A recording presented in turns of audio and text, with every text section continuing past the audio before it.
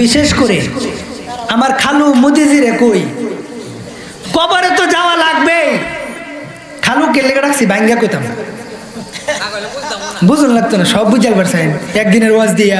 শাসন মিয়া তো বিরাট চালাক লোক। আচ্ছা বলেন, কবরে যাবে না এমন কোন মানুষ আমাদের এই কাশিমপুরে আছে?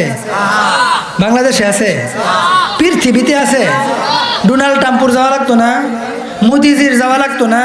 হ্যাঁ, যত কুখ্যাত আর বিখ্যাত বলেন এদের কি যাওয়া লাগবে না? বিশেষ করে আমার খালু মোদিজিরে কই কবরে তো যাওয়া লাগবে।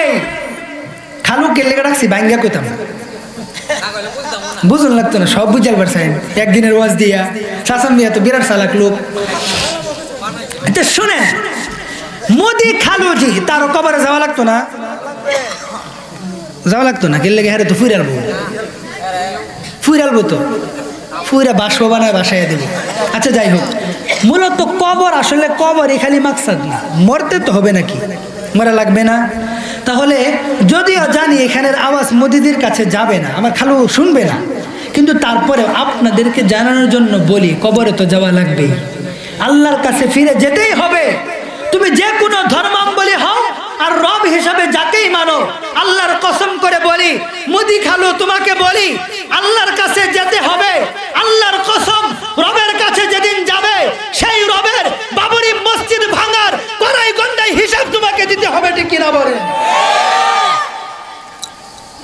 দুঃখের সাথে কষ্টের সাথে বললাম, মুসলমানের 200 বছরের ইতিহাসের সে ঐতিহ্যবাহী বাবরি মসজিদ, যেখানে মুসলমানরা সিজদা করেছে রবের দরবারে, মসজিদটা ভাঙ্গা মন্দির বানাইছে।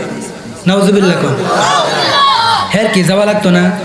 আচ্ছা, হের মতো কিছু মানুষ আমাদের দেশে আমাদের সমাজেও আছে না নাই, যে চলাফেরা এমন মনে হয় যে মরতো না? আছে না নাই?